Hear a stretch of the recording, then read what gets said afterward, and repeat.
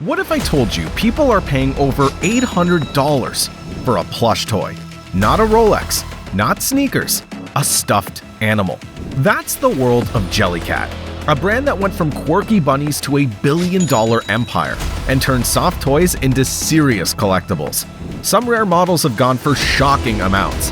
The snowy bear selling for up to $1,500. Discontinued bashful bunnies hitting $800 on resale markets. And in one extreme case, thieves stealing over $25,000 worth of Jellycats from one boutique. Yes, criminals stealing plushies. So how did a bunch of cuddly creatures take over the toy world? What makes them so instantly recognizable? And most importantly, what can we learn from it? Let's dive in. Back in 1999, two brothers in London launched Jellycat. The idea? Plush toys that weren't just for kids, but quirky, stylish, and fun enough for everyone. Their first hit was a soft, floppy bunny. Cute, simple, and way more charming than your average toy store teddy. But Jellycat didn't stop at cute. They pushed weird. Slushy plushies, avocado plushies, even a plush peanut. Yes, you heard that right, a plush peanut. They blurred the line between kids' toy and collectible for adults. And in a market where every teddy looked the same, Jellycat toys stood out like neon signs. Here's the secret sauce. Every Jellycat, no matter how bizarre, has the same instantly recognizable face. Small eyes, a subtle smile, that calm, gentle expression. It doesn't matter if it's a bunny, a dragon, or a stuffed croissant. You know it's Jellycat the moment you see it. That consistent design created brand recognition at a level most companies only dream of. Think of it like Nike's swoosh or McDonald's golden arches. For Jellycat, it's that little plush face, a soft brand logo hidden in plain sight.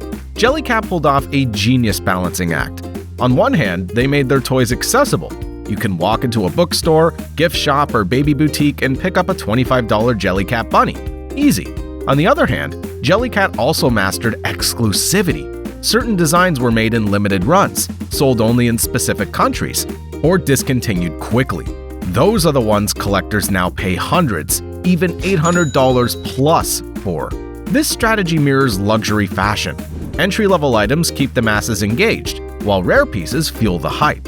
It's supply and demand psychology in its fluffiest form. Here's where things got crazy. The internet discovered Jellycat. TikTok, Instagram, YouTube. Suddenly, plush collectors started flexing their Jellycat hauls like sneakerheads. Some Jellycats went viral. The amusable avocado, the bashful bunny, the quirky foodie line. Posts showing rare or discontinued Jellycats racked up millions of views. Suddenly, Jellycat wasn't just a toy, it was clout. And in 2023, plush collecting itself became a Gen Z hobby. Adults were buying Jellycats not because they needed toys, but because they wanted to be part of the trend. And because they look adorable, obviously. Let's pause for the takeaway. Jellycat shows how you don't always need cutting-edge tech or billion-dollar ad campaigns to win. What they did was simple but brilliant. Create a consistent, recognizable design. Balance accessibility and exclusivity. Let the internet fuel the hype for free. It's a playbook anyone can learn from. Build an identity so strong, your product speaks for itself.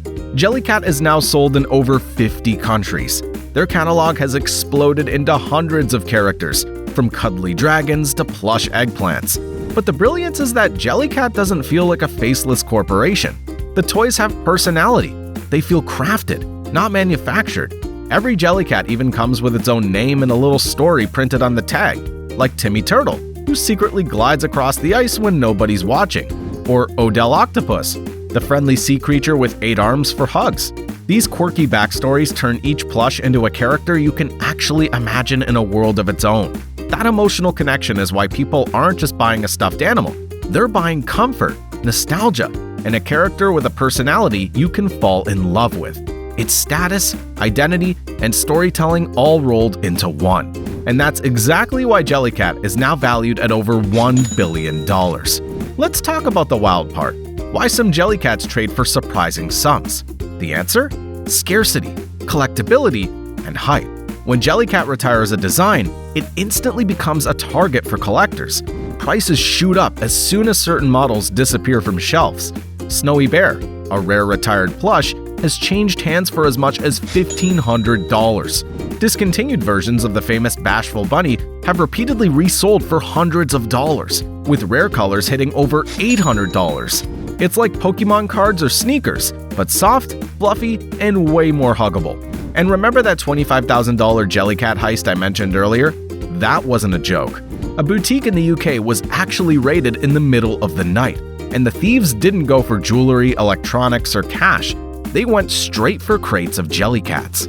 Police later confirmed the haul was worth over $25,000. Imagine explaining that to the officers. Yes, the suspects escaped with dozens of plush bunnies and octopuses. It sounds ridiculous, but it proves just how valuable and bizarre this market's become. When soft toys are worth the same as designer handbags, crime suddenly makes sense, at least to the thieves. So what can we learn from Jellycat? That even something as ordinary as a stuffed animal can become extraordinary with the right mix of design, scarcity, and community. Jellycat didn't just sell toys. They sold identity, a recognizable face, a sense of belonging, and a hype machine powered by collectors who turn plushies into cultural icons. If you enjoyed this story, make sure to subscribe for more brand backstories, the wildest marketing moves, business lessons, and billion-dollar surprises. Oh, and if you love this, check out the video I made about Labubu, another toy phenomenon with a crazy backstory. Trust me, you don't want to miss it.